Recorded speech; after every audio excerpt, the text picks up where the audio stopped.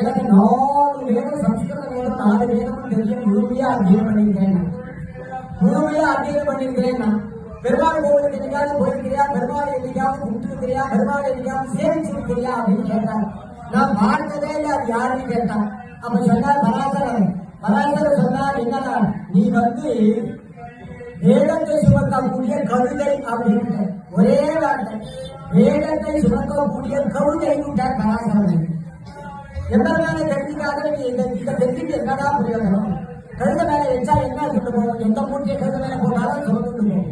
அந்த மாதிரி அதை சுமந்துட்டு கிடைக்கிறீங்க, அதைய பத்தி தெரிஞ்சுக்காத நீ அதை பத்தி பேசி என்ன பிரயோஜனம்?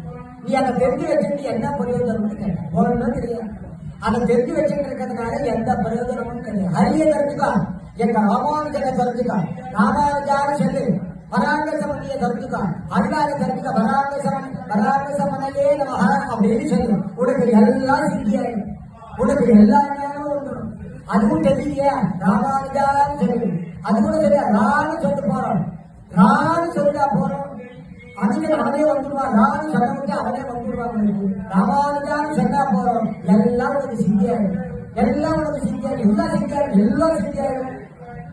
ஒரு தர்மம் சொன்னா மந்திரத்தை சொல்றதுக்கு, நாமத்தை பாராயணம் பண்றதுக்கு, நாமத்தை சிங்கீர்த்தனம் பண்றவர்களுக்கு என்ன பிரயோஜனம் கிடைக்கும் அப்படின்னு, நாமத்தை பிரயோஜனம் சொல்றவாளுக்கு, அக்னி சொல்றவாளுக்கு என்ன கிடைக்கும் அப்படின்னு, எல்லாம் கிடைக்கும்.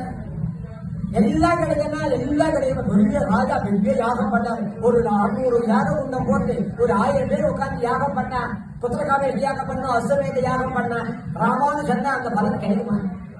நீ ராமான் என்ன சொல்ற, ராணி சொல்ற, அந்த பலனை விட எல்லா பலனும் சேர்த்து உனக்கு கிடைக்கும். சரி, கங்கை நதி தான் இருக்கிறதுல புண்ணியமான நதி, அதுல போனா எல்லா பாவமும் போடுன்றாளே, அப்படி ஏதாவது கிடைக்குமா? இல்லைன்னா நீ என்ன அங்க போற, இங்கேயே நீ ஒரு பாகம் திருமக்கா போட்டுட்டு வருவான், அவன் பாகத்துல ஒரு சொட்டு ஜலத்தை போட்டு அந்த ஜலத்தை நீ சாப்பிடு. கங்கையில தீர்த்தாமாடு என்ன, அந்த மாதிரி 1000 கங்கையில தீர்த்தாமாடு பலன் உனக்கு கிடைக்கும். அப்படிங்கெல்லாம் போடுறாங்க. பாகவதாருடைய பாத ஜலத்தை காட்டிலும் வேற வருஷங்களுக்கு என்னது ஒன்றுமே கிடையாது.